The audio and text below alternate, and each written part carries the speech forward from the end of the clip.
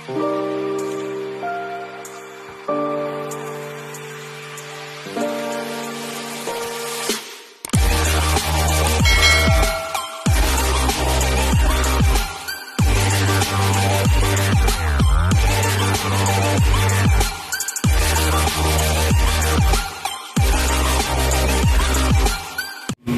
guys, malapit na tayong mag-break time. Mas maya after ko magsara, aakyat tayo ng bundok. Punta muna tayong Binangonan doon sa garden kasi dadalawin ko kung paano na yung garden ko doon. The last time kasi nasunog pala yung labas ng bakod ko. Kinuhanan ko ng video, hindi, akala ko nakunan ko ng video, hindi pala. So babalikan natin siya doon, kukumustahin natin kung paano na. Although magtatagulan na siguro. Kaya titingnan ko kung naulan na rin ba doon. So, magsasara muna ako maya-maya. So, magsasara na tayo guys. Kasi nga, ayan. Punta tayo sa garden. Hala, kawawa naman yung garden ko. Patay na talaga. Ayan, patay na.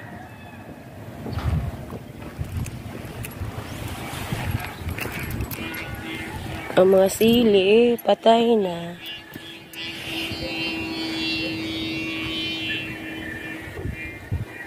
Alugbati, patay na. Puro bunga na lang. Ayan. So, siguro, pag magtag-ulan, ang mabubuhay dito, puro sili. Ayan, tumba na yung ano ko.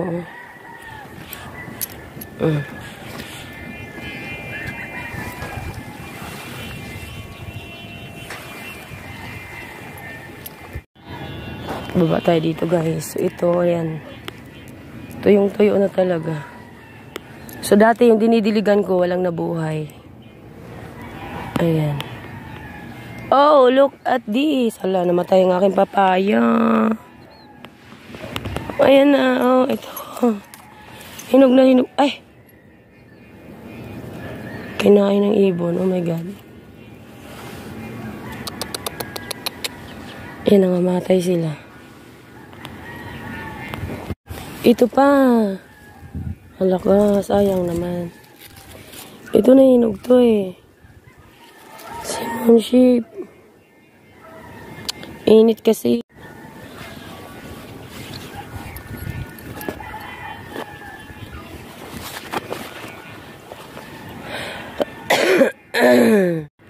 At syempre guys, harvestin natin to. Ayan. Kasi kabubulok lang, malalanta lang naman yun dyan kapag hindi na naman ako. Yan, hinog na. Kunin natin yan. Ito, ang dami niyang bunga. Ayan, mahingi tayo mamaya. Ayan o. Mag-harvest tayo. Ayan nga mga guys, mag-harvest tayo. Nagtanggal muna ako ng jacket kasi dito ako inubo eh. Tuyo ng pawis. Wait lang. So, yung mesh ng aking upuan sa motor, nabasa kasi nga, ayan, medyo umulan dito. Kaya para akong, oh my God. Hayaan mo na. Mag-harvest na ako. Guys, ito may hihinog dito.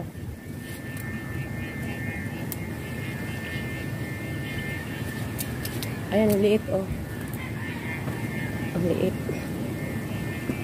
Ano to, nabansot. Nabansot dahil tag-init.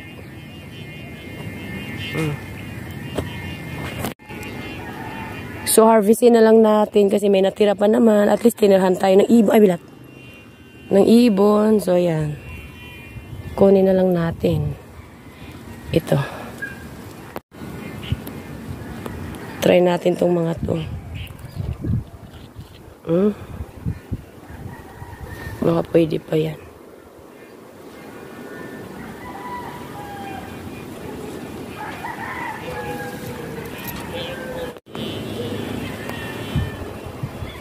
So, ito mga guys. Harvestin natin to. Hindi ko lang mahihinog na siya, oh. Dahil yelo lang. Kasi yung lagay muna natin dito itong ano, may kalahati pa tinira ng ibon.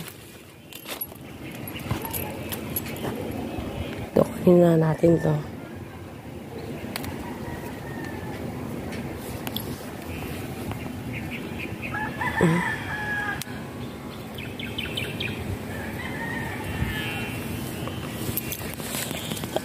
Baka may mahihinog pa dito.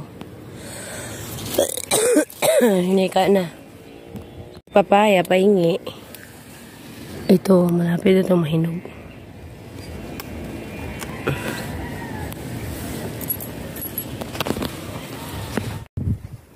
Ang dami naman ng bunga mo, pahingi.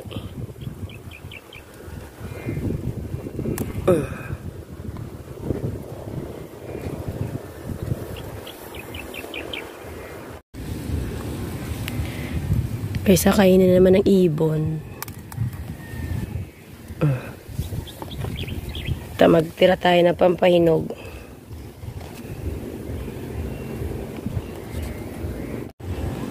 Ubusin na lang natin yung bunga niya. Nag-iisa na lang naman. Kasi baka hinog na, oh. Wala na siyang bunga.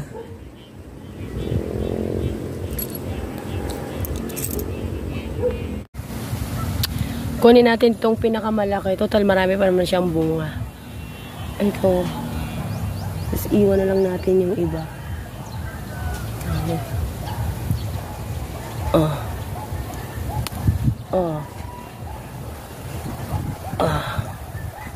Diba sila kayo ng mukha ako? Ayan. Tapos balikan na lang natin ito iba. Diba? Thank you, Mrs. Papaya. So guys, ito po yung na-harvest ko. Isang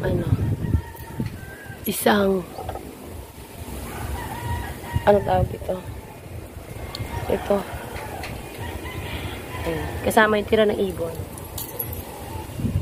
So, anong nangyari? Wala na, patay na yung mga ano ko tanim.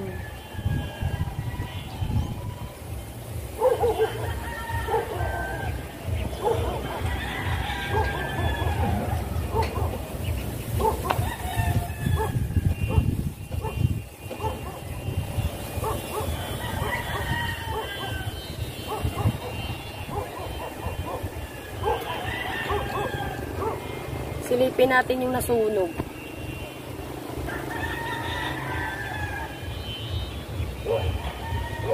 Kasi may part dito na nasunog.